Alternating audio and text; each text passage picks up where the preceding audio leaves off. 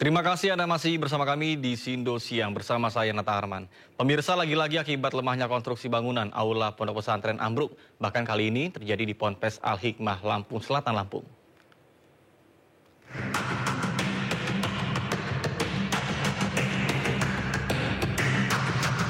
Beginilah puing-puing bangunan yang berserakan di Pondok Pesantren Al-Hikmah, Lampung Selatan, Lampung. Aula yang baru saja dibangun ini tiba-tiba ambruk setelah bagian struktur penyangga gagal menahan beban konstruksi. Saat kejadian tidak ada santri maupun pekerja di lokasi sehingga tidak menimbulkan korban jiwa. Kepala Kantor Wilayah Kementerian Agama Provinsi Lampung mengingatkan agar setiap ponpes wajib memperhatikan keselamatan struktur bangunan. Berkenaan dengan hal tersebut, saya selaku pelaksana tugas Kantor Kementerian Agama Provinsi Lampung menghimbau pertama kepada seluruh pondok pesantren yang ada di Lampung untuk melihat kembali, mengkaji kembali bangunan-bangunan yang ada di lingkungan pondok masing-masing.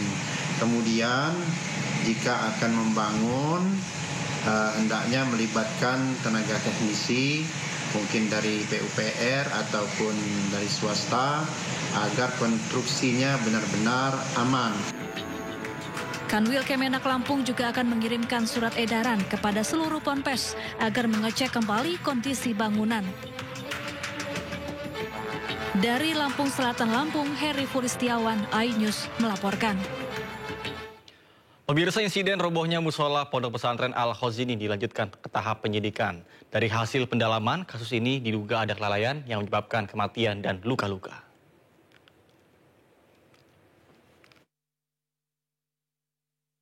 Usai dilakukan penyelidikan, proses hukum insiden robohnya musola Pondok Pesantren Al-Khozini dilanjutkan ke tahap penyidikan.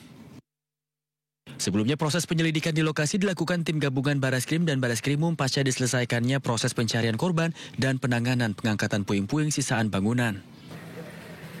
Insiden ini pun kini dilanjutkan ke dalam proses penyidikan dan gelar perkara. Penyidikan.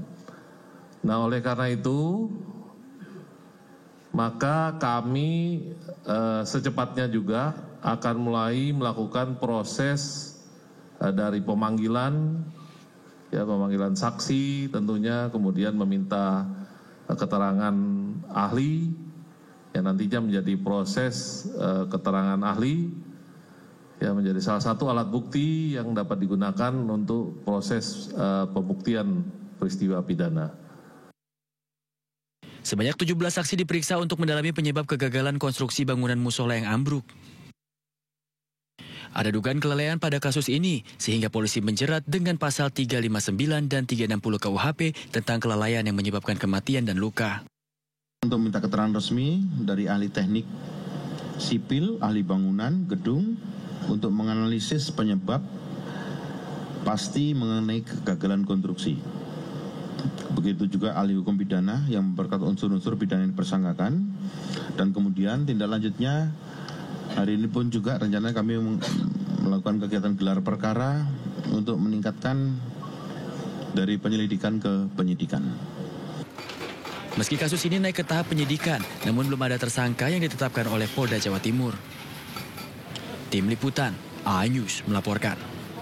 Pemirsa, relawan Joko Widodo dan Peradi bersatu datangi Mabes Polri guna mengirimkan surat keberatan hukum untuk mendesak Polri segera menuntaskan kasus ijazah Joko Widodo. Mereka meminta Polri untuk mendesak Polda Metro Jaya agar segera menetapkan tersangka dugaan pencemaran nama baik kasus ijazah Jokowi. Polri diam, ya. Karena kenapa datang di sini? Karena Polri melambat laporan, ya. Laporan Pak Jokowi. Kasus ijazah Presiden RI ke-7 Joko Widodo masih terus bergulir hingga kini. Gabungan relawan Joko Widodo, Prabowo Subianto, Gibran, dan Peradi bersatu mendatangi Mabes Polri untuk mengirimkan surat keberatan hukum pada Kamis siang.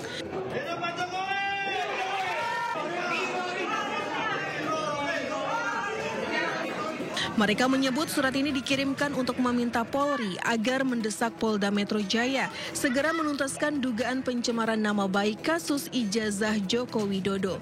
Relawan menilai pihak Polda Metro Jaya lambat dalam menetapkan Roy Suryo CS sebagai tersangka dalam kasus ini, meskipun kasusnya sudah naik ke penyidikan. Dan kita meminta kepada Mabes Polri dan juga Polda Metro Jaya untuk segera melaksanakan gelar perkara dan menetapkan status hukum Pak Jokowi sehingga ini jelas terang benderang dan tidak ada lagi yang namanya polarisasi di bawah, dan tetapkan mereka semua sebagai tersangka terhadap kasus ini yang sebenarnya kasus kecil cuman karena dia sudah membawa-bawa marwah Polri, sudah menginjak-injak harga diri Polri, seolah-olah polisi itu takut sama mereka, untuk itu kami memberikan surat pengawasan dan keberatan hukum terhadap penyidikan di Polda Metro Jaya. Sebelumnya Roy Suryo juga sempat mendatangi Mabes Polri pada 6 Oktober lalu dan mendesak agar kasus dugaan ijazah palsu Jokowi dibuka kembali. Dari Jakarta, Amrina Rida, Dede Rudi, iNews melaporkan. Pemirsa, polemik keaslian ijazah Presiden ke-7 Republik Indonesia Joko Widodo masih menjadi perbincangan publik. Kelompok masyarakat dari Aliansi Pro Demokrasi Jawa Tengah dorong agar dokumen dibuka transparan. Perwakilan Prodem Jawa Tengah mendatangi kantor Komisi Informasi Publik atau KIP Provinsi Jawa Tengah di Kota Semarang pada Kamis siang.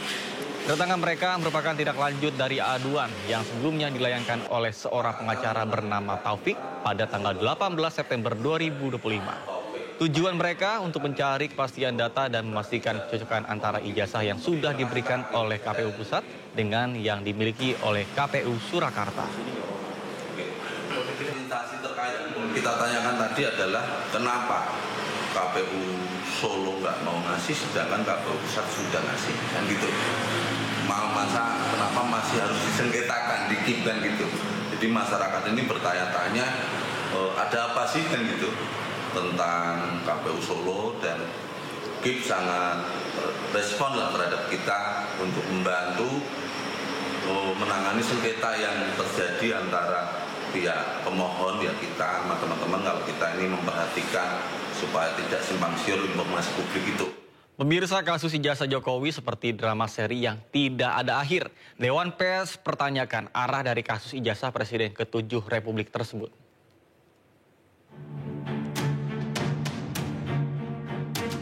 Kasus ijazah Joko Widodo seperti drama seri yang tak ada akhir. Ketua Dewan Pers Komarudin Hidayat pun ikut berkomentar. Sebab menurut Komarudin hanya di Indonesia ijazah presiden dipermasalahkan. Komarudin pun mempertanyakan maksud isu ijazah Jokowi tersebut. Saya sendiri tidak tahu agenda apa, drama apa yang tengah dipertontonkan di balik drama ijazah ini. Pasti di belakang itu ada agenda-agenda yang ada di balik cerita di permukaan. Padahal masalah ijazah itu kan hal yang sepele. Tunjukkan dengan bangga dan sukarela, silahkan diuji di lab sehingga selesai masalahnya. Tapi nyatanya itu tidak atau belum dilakukan. Kasus ijazah Jokowi telah bergulir berbulan-bulan bahkan mencapai setahun. Sejumlah pihak mempertanyakan keaslian ijazah Presiden ke-7 RI tersebut. Bahkan proses hukum pun tengah berjalan. Namun Jokowi tetap dengan pendirian ijazah akan ditunjukkan di persidangan. Tim Liputan iNews melaporkan.